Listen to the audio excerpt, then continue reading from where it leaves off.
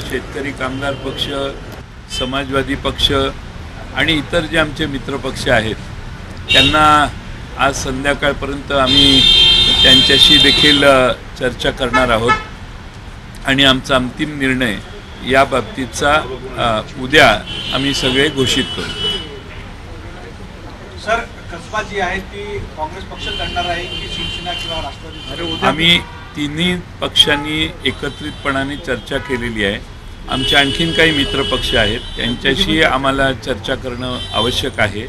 त्यांचा आज संध्याकाळपर्यंत आम्ही संपर्क करणार आहोत आणि त्यांचा सल्ला आणि त्यांच्या सहकार्याने सर्व महाविकास आघाडीतले घटक पक्ष इतर जे आहेत त्यांच्याशी चर्चा सल्लामसलत करून उद्या आम्ही आमच्या पक्षातील सर्व वरिष्ठांशी चर्चा करून उद्या आमचा निर्णय शिवसेना, काँग्रेस आणि राष्ट्रवादी काँग्रेस आणि आमचे नमा होमिओपॅथीमुळे हजारो पेशंट्स तर बरे झालेच आहेत, पण हजारो कुटुंबांना तुम्ही बरं करण्याचं पुण्य तुम्हाला मिळालं। नमा होमिओपॅथी, आरोग्य संजीवनी। सर्व घटक पक्ष हे आम्ही एकत्रित म्हणून उद्या आम्ही आमचा निर्णय घोषित करू।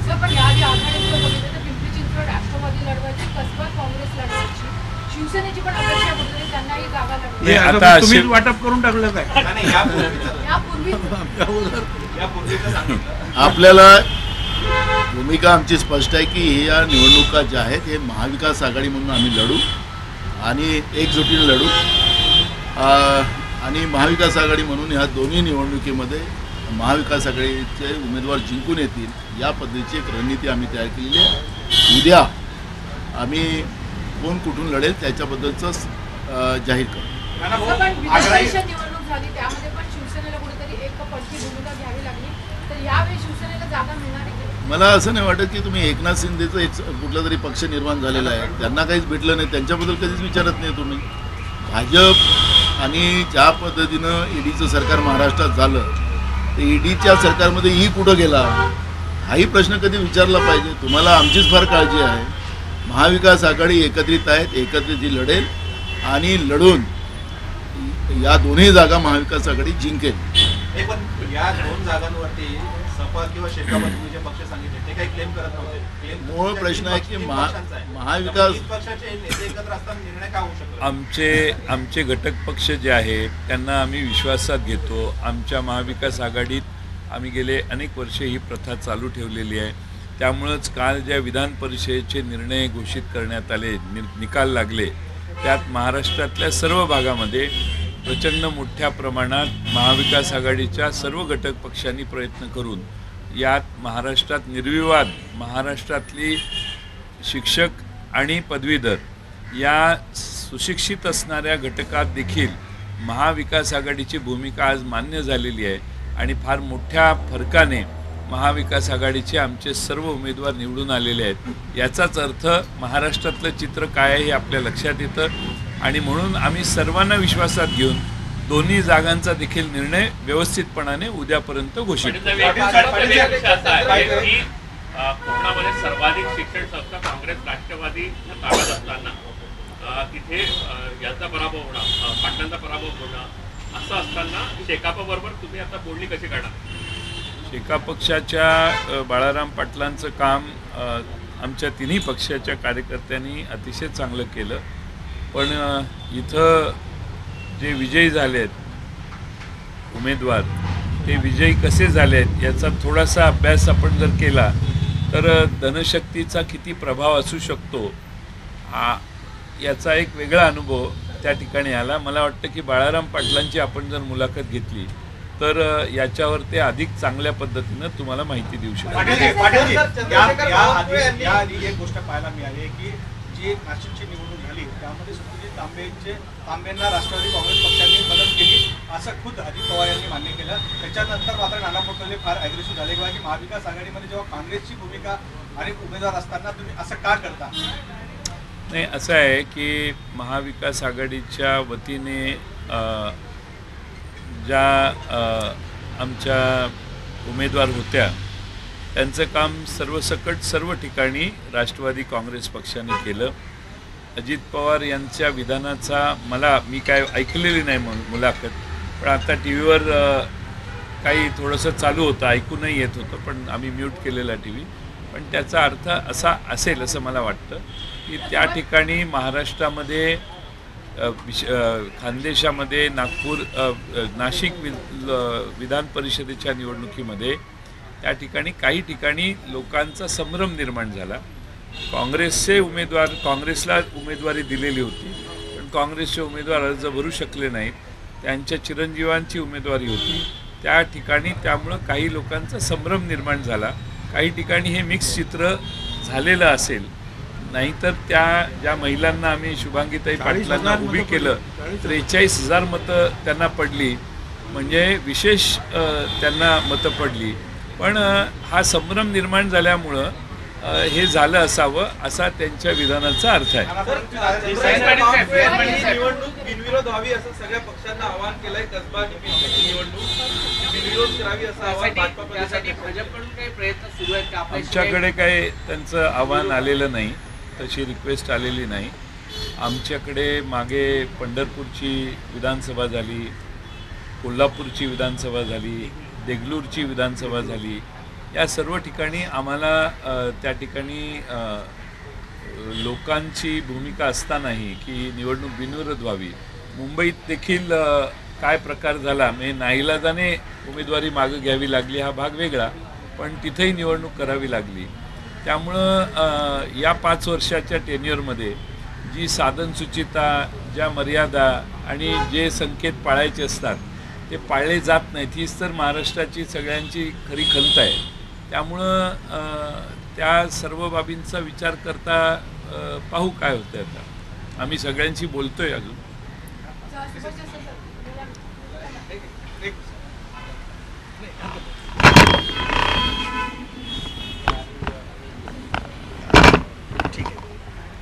आज महाविकास आघाडीच्या तिन्ही नेत्यांची चर्चा झालेली आहे.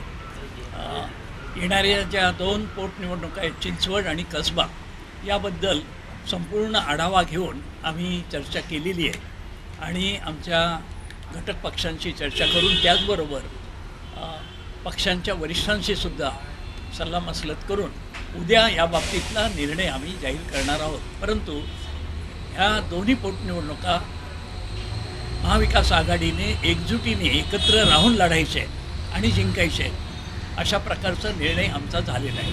शिवसेनेला कुठे वाटतं की त्यांनाच म्हणून पक्की भूमिका घ्यावी लागते विधान परिषद निवडणूक ते आता निवडणूक? यामध्ये शिवसेना पुढे जाते मागे राहते आहे तिथे आहे याच्यापेक्षा महाविकास आघाडी जिंकणं ह्याला जास्त प्राधान्य आहे.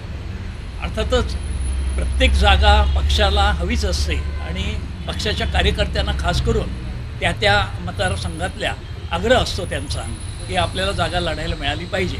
अर्थात या सगळ्या भूमिकेचा आम्ही एकत्रित विचार केलेला आहे आणि अंतिम निर्णय मात्र उद्या होईल याच्यातला. देसाई साहेब, पण आपल्या पक्षामध्ये चिंचवडची जागा लढायची की नाही यावरून 2 गट निर्माण झालेले आहेत. एका गटाचं मत आहे की ही जागा ठामपणे लढली पाहिजे आणि महाविकास आघाडीमध्ये आपलं जे महत्त्व आहे ते दाखवून दिलं पाहिजे. दुसरीकडे एका गटाचं म्हणणं आहे की ही जागा चिंचवडची आहे ती राष्ट्रवादीला, म्हणजे राष्ट्रवादीचं तिथं प्राबल्य जास्त आहे. तर त्या संदर्भात काय मतभेद आहेत पक्षामध्ये? आपण म्हणता त्याप्रमाणे 2 गट किंवा मतभेद असं काही नाही. शिवसेनेचा निर्णय हा नेत्यांच्या पातळीवर पक्षप्रमुखांच्या पातळीवर होत असतो, तसाच तो होईल, याच्याबद्दल काही शंका घेण्याचं कारण नाही.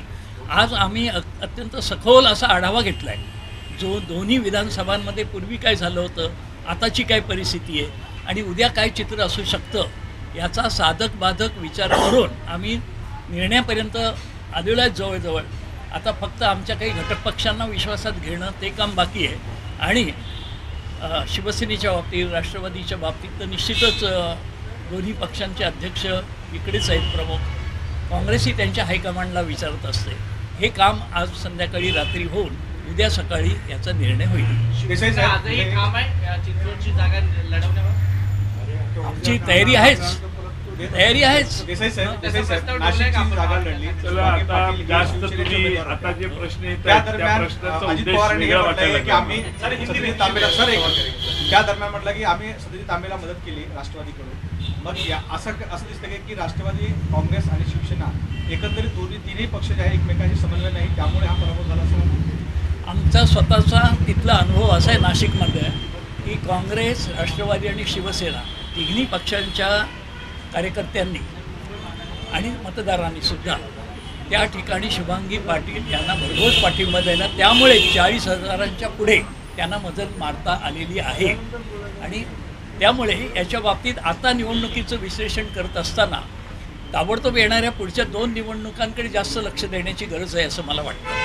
साहेब, उद्या मुंबई महानगरपालिकेचा बजेट सादर होणार आहे. हा बजेटपेक्षा कसा सादर होईल असं तुम्हाला वाटतंय का? बघा, ही प्रशासकाची कारकीर्द लांबलेली आहे. शेवटी लोकप्रतिनिधींच्या ज्या भावना असतात, त्यांचे विचार, त्यांच्या सूचना ह्यांचं कुठेच प्रतिबिंब तिथे असणार नाही. एक शासनाचा हस्तक्षेप आणि प्रशासकांचे तिथे असणारं हुकूम एवढ्यावर जर बजेट होणार असेल तर त्याच्याकडे आमच्याकडं उत्सुकतेनंच पाहिलं पाहिजे, कुतूहल आहे. परंतु ह्यामध्ये मुंबईकरांसाठी काही ठोस कामं व्हावीत, केवळ दिखाव्याची कामं असू नयेत अशी आमची अपेक्षा आहे. आपलं मुंबई महानगरपालिकेचं उद्या बजेट आहे.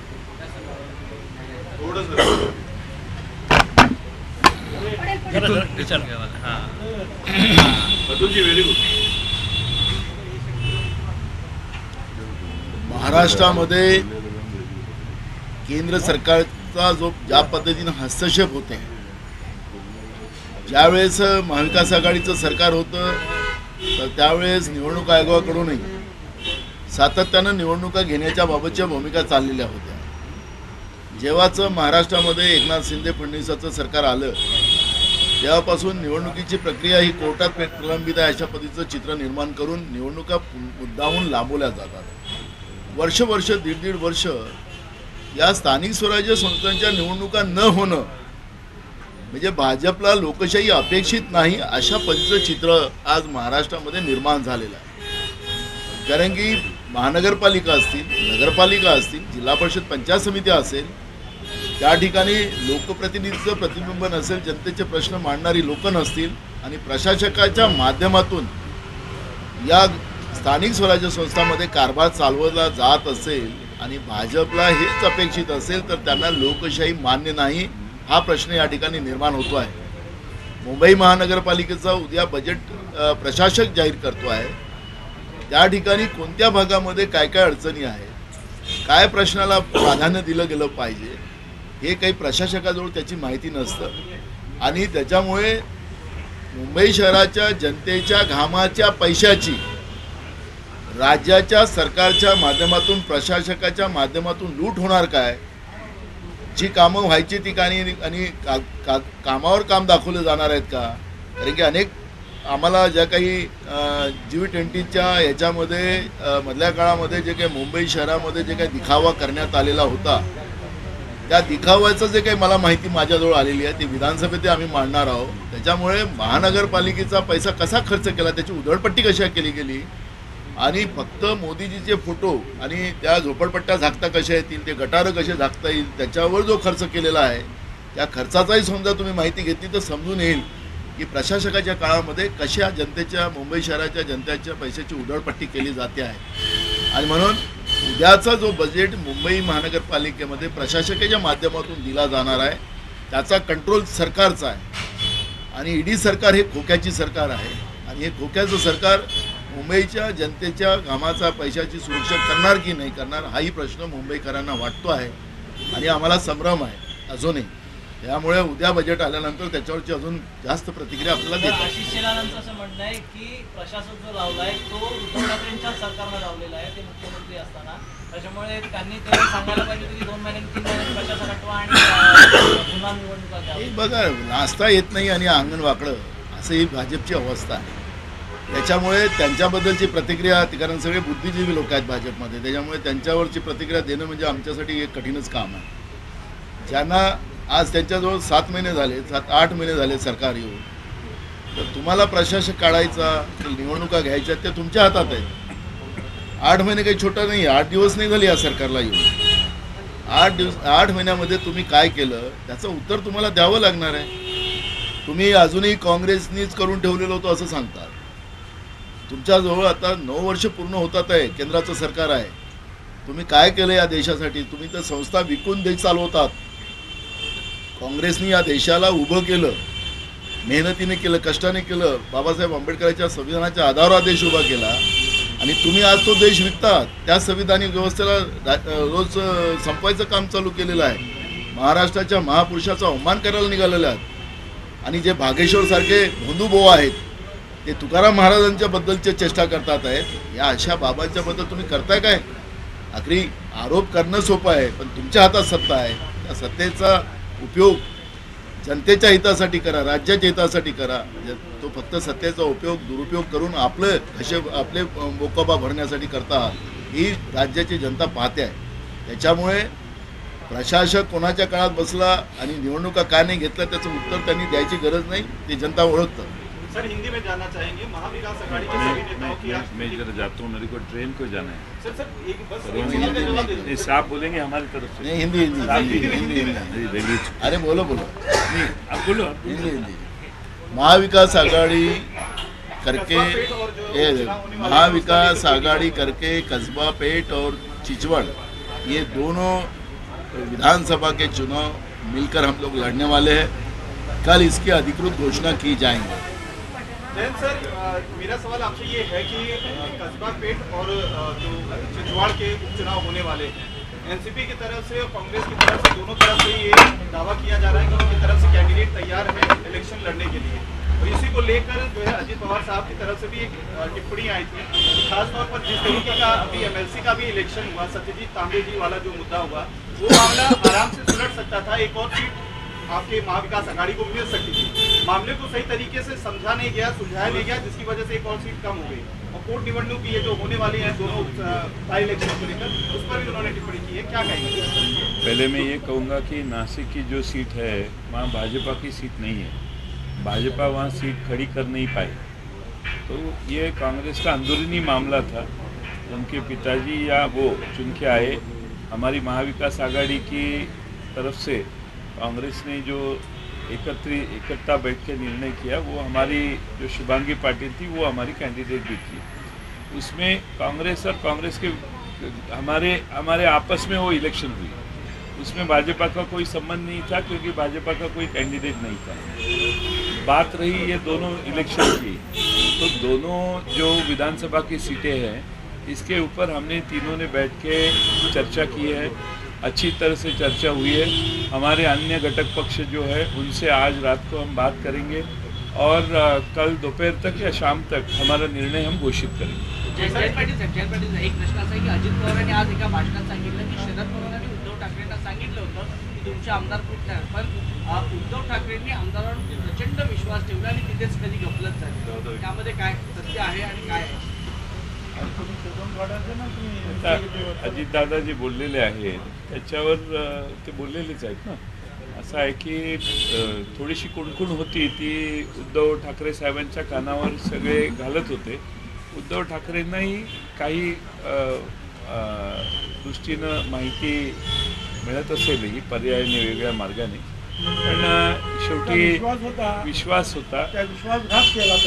त्यांनी विश्वासाने ज्यांच्या खांद्यावर मान ठेवलेली पाटिल सर, एक सवाल आपसे भी है. आपने कहा कि जो महाविकास आघाड़ी के गठबंधन की जो एक नीति है या गठबंधन का जो एक अपना रूल होता है उसको कांग्रेस ने बराबर जो है फॉलो किया है, लेकिन बाकी पार्टियां इसमें कहीं कमी जो है आ रही है. इस तरीके की टिप्पणी आपकी तरफ से कही गई. दो चीज़ें है कि सबने महाविकास आघाड़ी का धर्म को पालन करना है. जब भी लड़ाई होती है तो जॉइंटली करना है. हमारा दुश्मन है बीजेपी.